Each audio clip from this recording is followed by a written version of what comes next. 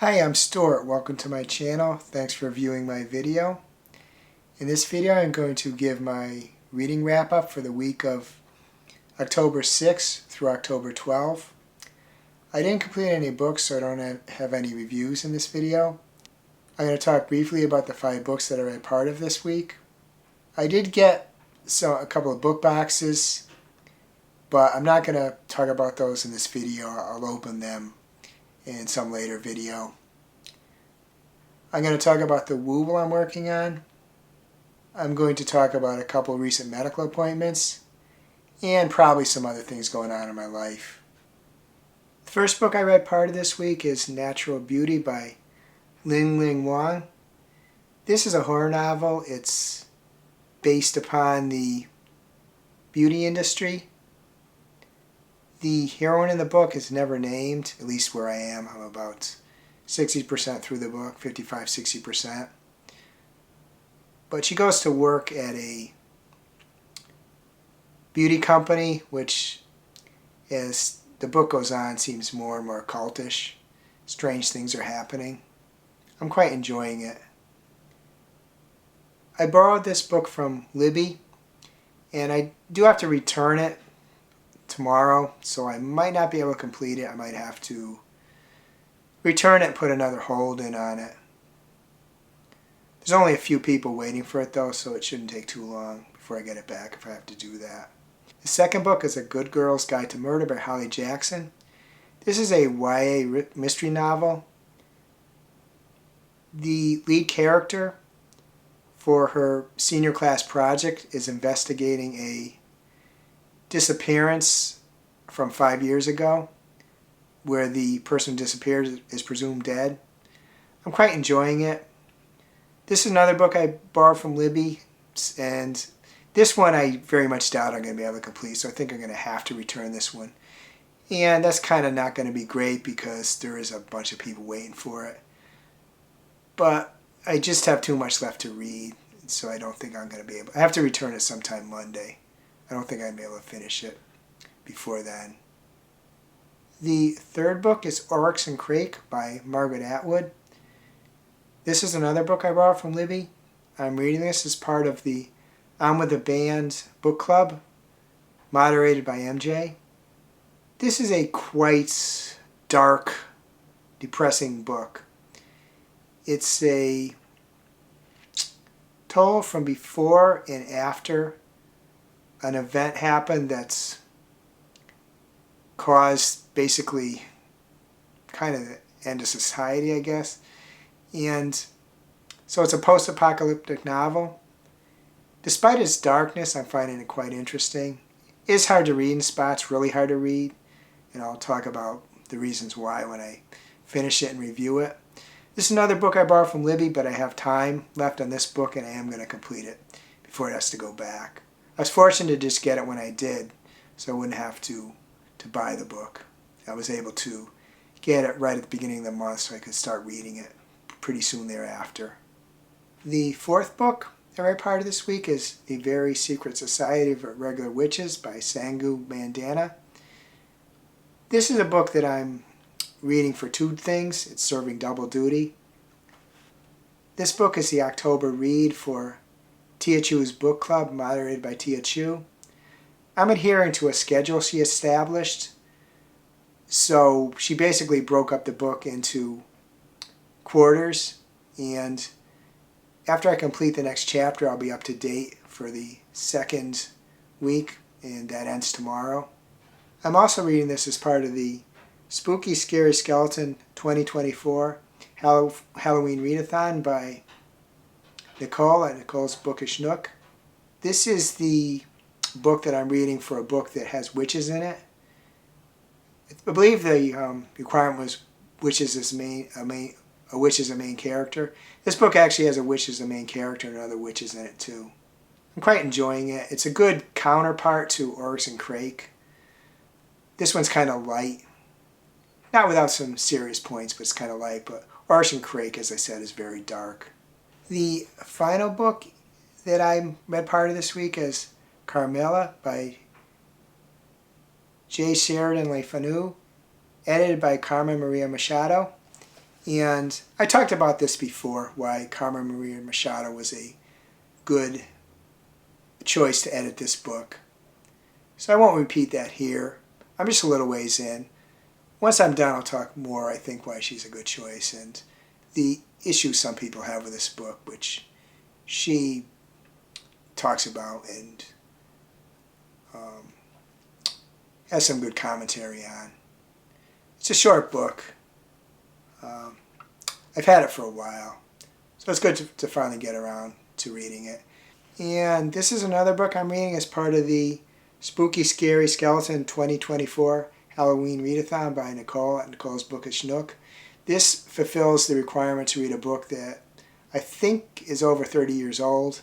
And this book is well beyond that because this book was published in 1871. It predated Bram Stoker's Dracula, actually. Next, I want to talk about a Wobble I'm working on. This is the second in the Halloween Wobbles that I'm working on this month. I'm sure I won't complete them by the end of this month, but I'll certainly complete this one pretty soon. This is where I am right now. This is the body. As you can see, it's complete. I did one of the ears. I have to create the second ear, crochet the second ear, attach both ears, and then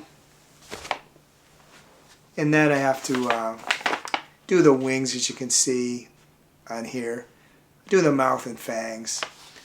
So that's what I got to do to complete this. It'll happen pretty soon, but it won't happen today, so I'll show this in my next weekly wrap-up. Now I'm going to give a medical update. I know that not everybody thinks you should share this information. Some people think it's oversharing. So I'm going to put in the bottom of the video text that's going to say that medical discussion, so that if you choose not to watch this part of the video, you can mute it or you could stop. I put it toward the end of the video so people can watch the book content. If they don't want to watch this part of it, they don't have to. And I'll put that text, and when I'm done, I'll remove the text so you know that this part of the video is over. Next, I want to talk about a couple of medical appointments I had this past week. I mentioned in my last video that I had a couple of blood tests the week before, and those were to provide information to my doctors for the appointments I had this week.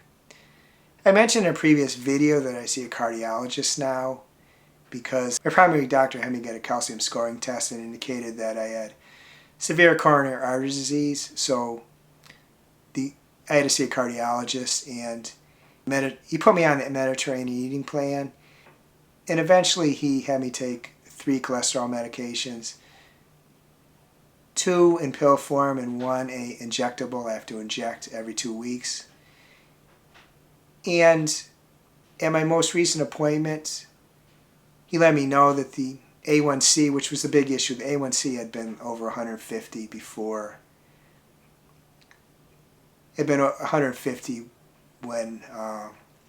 before he started treating me.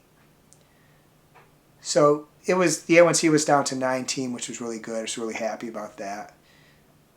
Because the Mediterranean plan is kind of a difficult one, so I had some treat meals, which are ones that go off it a little bit.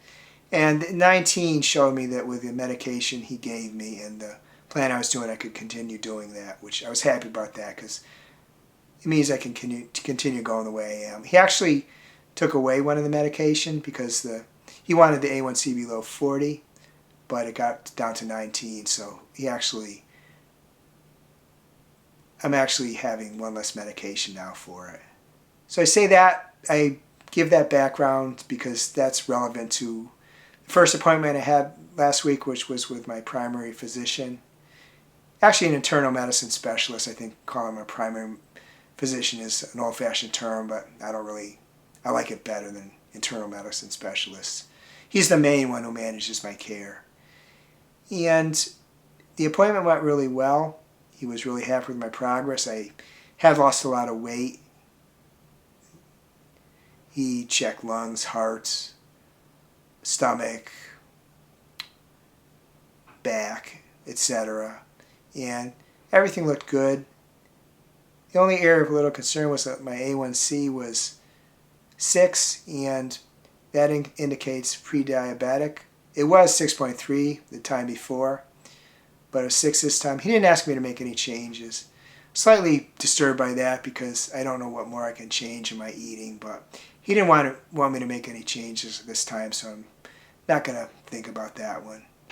He also noted that my thyroid was a little high. I take a thyroid medication because my thyroid was low before, but this time was a little high. So he wants me to get a blood test in 6 months, and then he'll decide what to do. Possibly I can decrease the medication, though he didn't say that.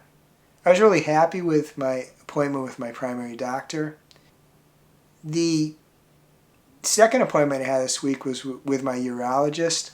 I have to give a little background to this so you understand why I got to see a urologist. Back in 2019, early part of the year, I think it was March or April, I went to see my primary physician, and he's had me do PSA tests yearly for a while. Well, the PSA was 4.5. 4 is the risk level. PSA stands for prostate-specific antigen. Measures the potential for cancer in prostate gland. So because it was 4.5, he suggested I see a urologist. I did, and the urologist determined that I probably should get a biopsy.